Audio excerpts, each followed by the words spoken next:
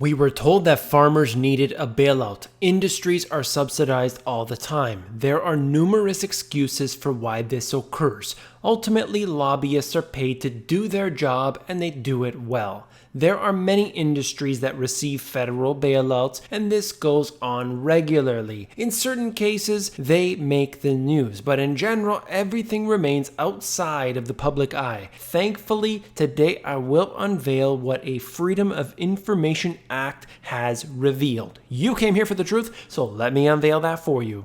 Today we're going to talk about the US farm bailout. I did a video about this recently and I was showing you how the biggest farms got most of the money, but it goes even deeper than that. I'm going to show you how government gave non-farmers farm bailout money. If you can believe it or not, that's what's happening right now. I'm going to show you all the details of it, but first I wanted to show you a slideshow. Let's begin by taking a look at this. It looks like a nice property. Pool in the backyard, golf course beyond that. Take a look at this one. Again, nice property on a golf course. Look at this one. Seems to be right next to the water. Fantastic location.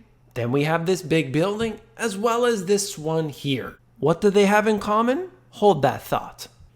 Nearly 20,000 city slickers received farm subsidies in 2017. This here was from the EWG, and I want to thank them for their work with this document as well as the Freedom of Information Act request that they pulled just recently. I wanted to show you the history behind this first, and then we'll get to the most recent data. Nearly 20,000 people living in the nation's 50 largest cities received federal farm subsidies in 2017, according to a new EWG analysis. We are talking about the big cities around the United States, not agriculture, not farm, and yet they are getting some of the bailout money. So there are good people out there who say we have to bail out the farmers. Who's going to grow our food if we don't have these farms and keep them running? But if you actually look at the data, you understand that the farmers, the people that you may interact with, if you go to the farmers markets or maybe you visit the farm near you, that person there is getting peanuts. But the big institutional agribusiness, they're getting the money, millions of dollars in some examples. I'll show you one here in a moment.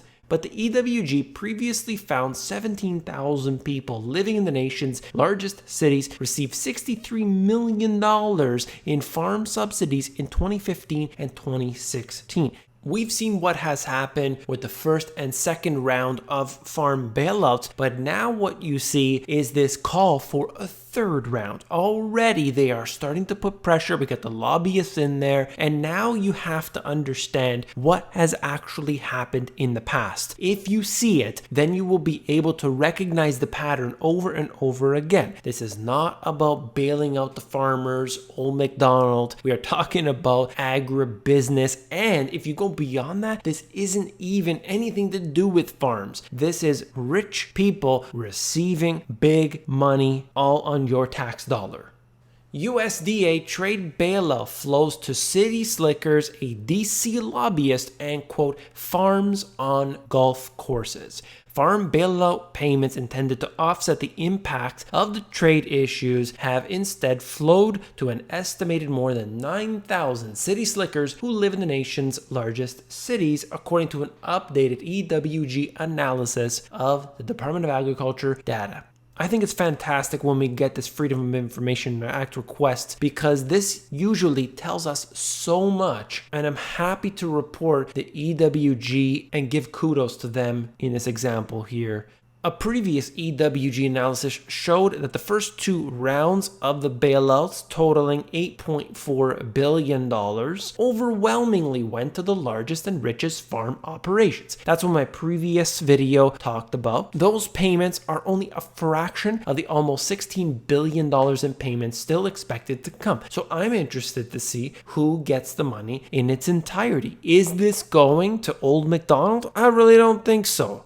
Now a closer look at the USDA data shows that many recipients live not in farm country, but in the nation's 50 largest cities or in other decidedly non-rural locations. We've got to understand what this means. Your tax dollars are bailing out rich people. The hardworking middle class is too busy to actually look into data, and so they go to work, they put money in their 401k, and they hope that by voting for their guy, everything's gonna be right. And if not, the next time around, they'll vote for the next person who will make things right. But nothing's ever gonna be sorted out because governments are run by entities unseen by the public. But ultimately, they don't know. They're watching the show and they're too busy to look into it any further.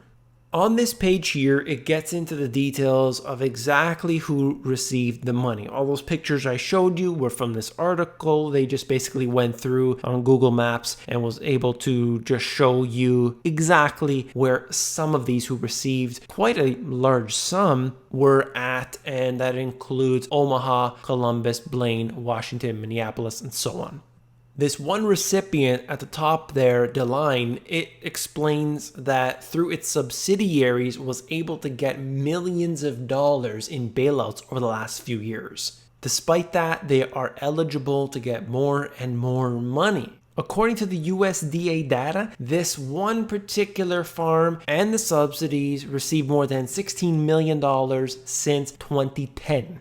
Soybean farmers have been the largest recipients of these payments, $6.9 billion of the $8.4 billion. So if you're a farmer or thinking of getting into farming, what are you going to plant? Lettuce? Are you going to plant kale? Or are you going to plant soybeans because the government is going to bail you out? They're going to give you money. What are you going to do? And in fact, what if the domestic population doesn't even want your product? Are you shipping it overseas? Well, don't worry about it because the government's going to bail you out. This is what happens here. You need to actually fill in the need for the public. If the public wants soybeans, you plant soybeans, you make money accordingly. If they don't want soybeans, then why are you planting them? That's the absurd thing that we have today. All of these industries are subsidized when it's a matter of fact. If the public doesn't want something, if your domestic population doesn't want something, why don't you find something that they're interested in? I know it's not that easy. I realize it's not just snap the fingers and make it happen, but on a large scale, this is the way I see it. You can't take money from the general population and give it to those who you think needs it most. That is not a good way to run a country, but yet that's the way it's done. And so many people, even though this information is released now, they still don't care. They're going to say everything that's happening is done for a reason. Just go ahead. Don't worry. Shut up. Unfortunately, people just keep getting burned from all angles, and quite frankly, I think they're burnt out. Take a look at the debt that the United States is in today. Whether it's the debt, whether it's the deficits, I mean, come on, US national debt, $22.5 trillion. Look how much money the US government spends. US federal spending, $4.4 trillion.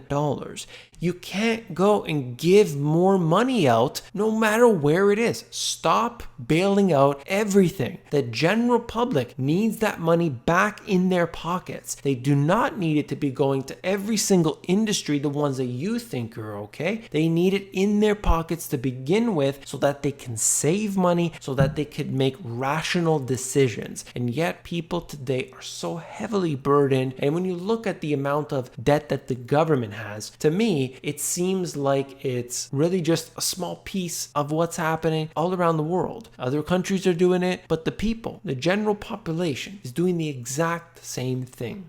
Debts and deficits are rising, and there's no turning back from this. You can't actually reverse this problem. There's never been a case in history, and especially when you add quantitative easing on top of it, this is only going to exacerbate the issue. Now, if you want to look at how this data is broken down, everything to do with that is in this document here from the GAO. They break that all down. I just wanted to include it. Link will be in the description. I'm going to end the video video there. If you found it informative, hit that like button. All you gotta do is hit one button and you are supporting this channel. Thank you for that. If you want to know how to build a business using Amazon FBA allows you to passively create income. Well, I went ahead and created a course that shows you how to sell on Amazon, and it's totally free. Check it out at the AmazonGPS.com. Link will be in the description if you want to click on that. If you want the financial education you were not taught in school, these two books have everything you need. All the details are located in the description. It brings you over to Amazon. You're going to see the foundation, the history, the asset classes, making money, reducing your debt, all that which you need to know that wasn't taught to you all throughout your time in school. You can check out the audiobook at themoneygps.com. Wait a second, don't go anywhere. If you want to know what is happening right now with China,